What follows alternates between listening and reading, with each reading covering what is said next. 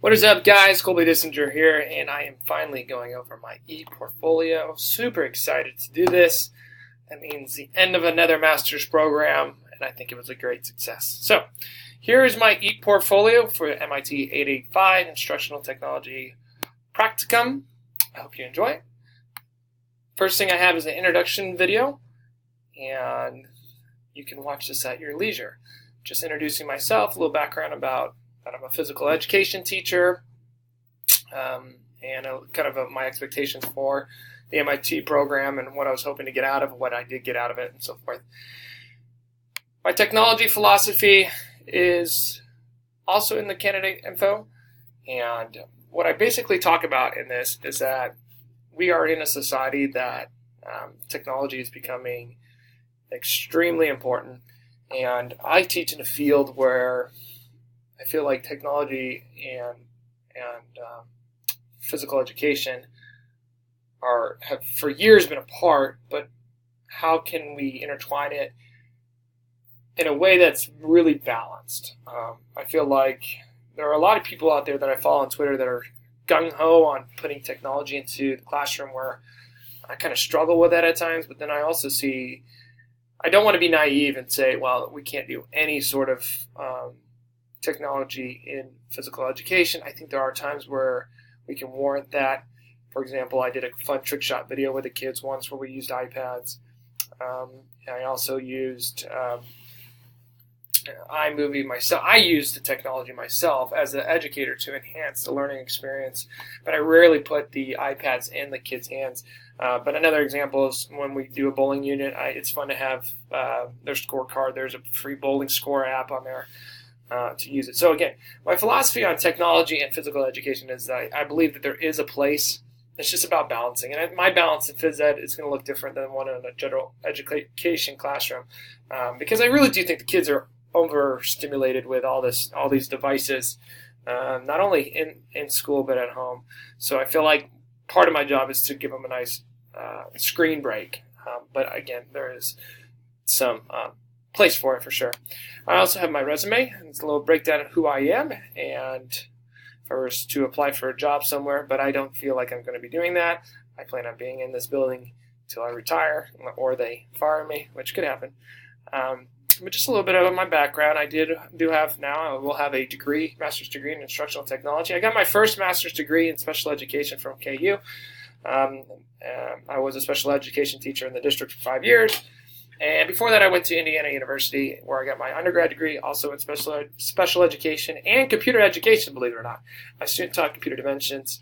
That was an actual degree in the state and a license in the state of Indiana. It's not one in Kansas. You can teach computer applications, computer dimensions, just if you have some sort of background and you have a professional teaching license. But yeah, I'm certified also in physical education, obviously, because that's what I teach. And I'm a swim coach in the district. I coached at a club team, a popular club team in Kansas City. I coached at 2 different high schools as the assistant. I love being an assistant over a head coach, and the main reason is that I have children, and it gives me a chance to not only coach, but then also have the chance to break away when I need to see my own kids' sporting events. I've been a pool manager at a couple country clubs in the local area. Great summer job for teachers. And I was actually a resident assistant in college too.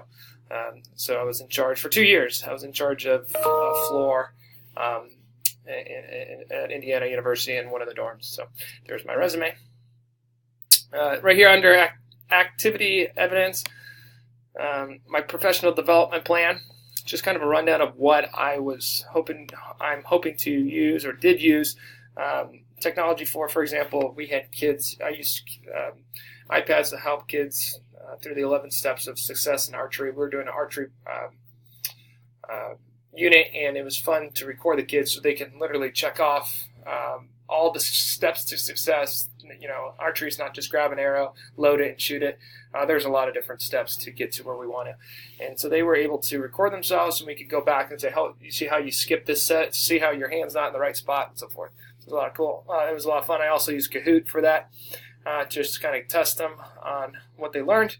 I use Twitter all the time to gain information, and and to spit out information for other PE teachers to use. One of my favorite things about about using Twitter is I've had PE teachers in China show videos of the game that I came up with here in Kansas, playing it in China in the middle of Hong Kong and so forth. So it's just a great resource. Using videos for the special needs kids, shoulders, knees, and toes video, great little warm up. I'm doing a dance video, a fitness run with the kids. I did a 7-minute workout with the kids on the iPads, and I was able to teach my son, who is an elementary student, how to create his own little workout and demonstrate that. Using Google Community as to share information with fellow PE teachers in the district. Not many, there's a handful of younger PE teachers now in the district, but a lot of the PE teachers are been around for a while, and they're kind of a little bit hesitant to use the Google Community. But I've, in a couple meetings now, led them in how we could use this as a format to communicate and to share ideas and so forth. So there is my professional development plan. Some face-to-face training. I created a dance video, and in this video, it is just 3rd through 6th grade. We use iPad, projector screen, YouTube, and iTunes to create a dance video. So what I did was, for one class, I wanted to teach the kids how you could come up with something really interesting in just one class. So what they did is we used a video you can see in the background. I have a screen, and they were watching a YouTube video of dance moves, and they were just mirroring it. We talked about the importance of mirroring and how athletes mirror others to figure out form and so forth. So they practiced this about 7 to 8 times, and then we recorded it, and I created a fun dance video on iMovie and shared it with parents in the community, and it just was a huge blast.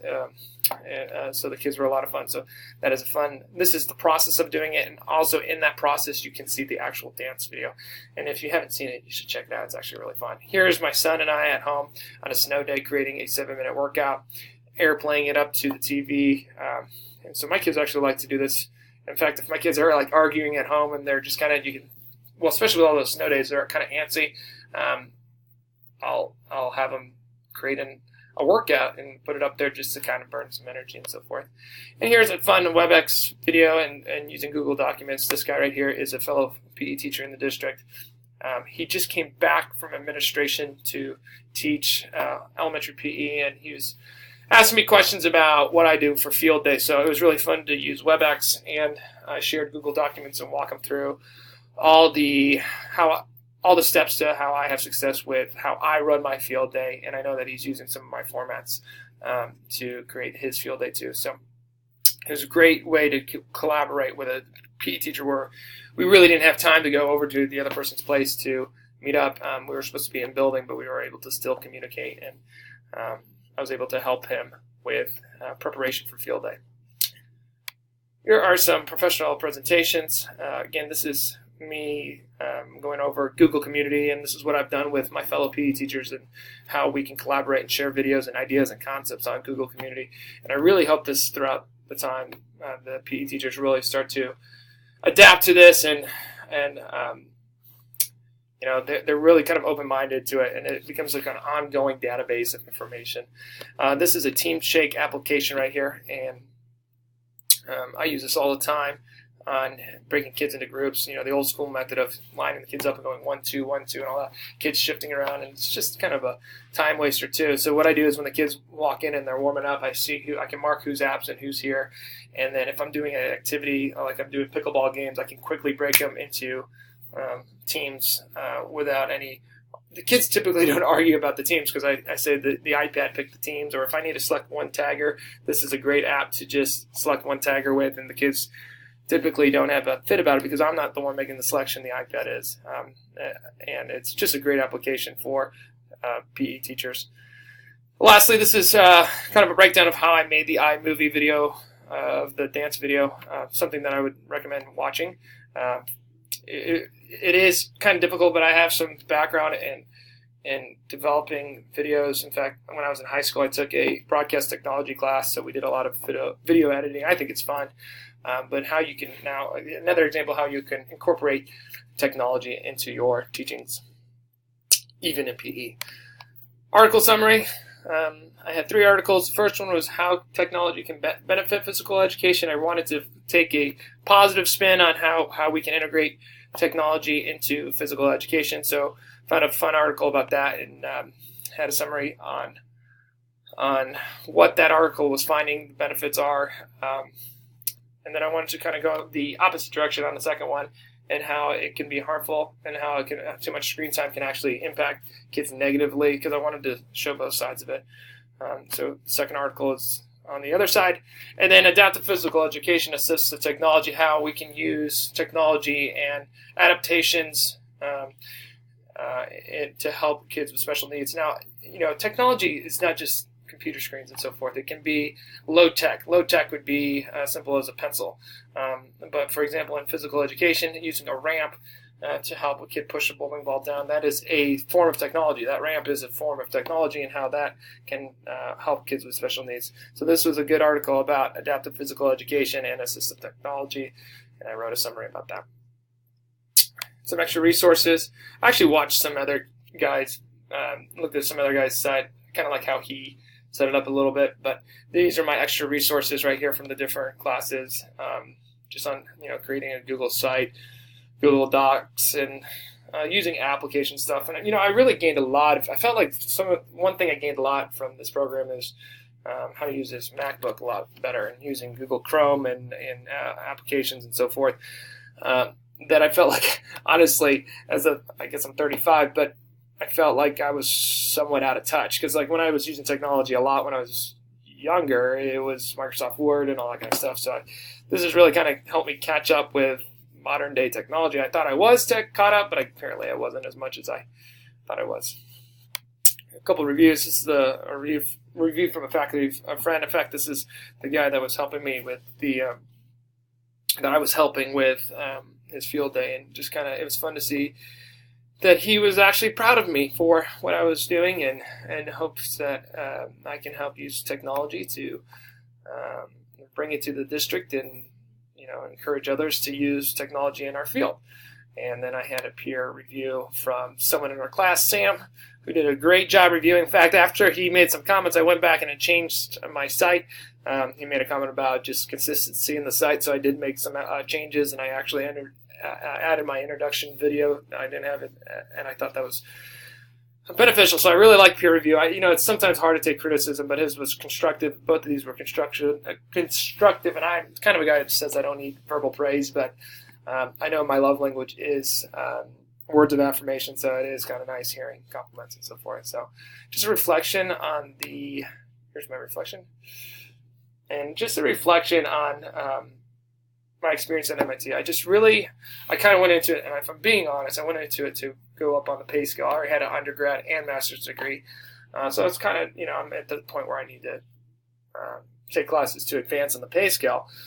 So I was taking this program with not a whole lot of expectations, especially with the field is instructional technology, and I'm a phys ed teacher. How is this going to help me? But honestly, I just want to thank you all at Fort Hays and the MIT program for helping me kind of open my eyes into technology. And I felt like I'm a better teacher now, and more equipped to help these kids and kind of connect to them, because I'm kind of in their world now with including technology. So anyways, this is my ePortfolio. Hope you guys enjoyed it. I really enjoyed it, and want to say thank you from bottom of my heart to the professors for being patient with me, and great responses when I needed help and so forth. And I am happy to be done now. Take care.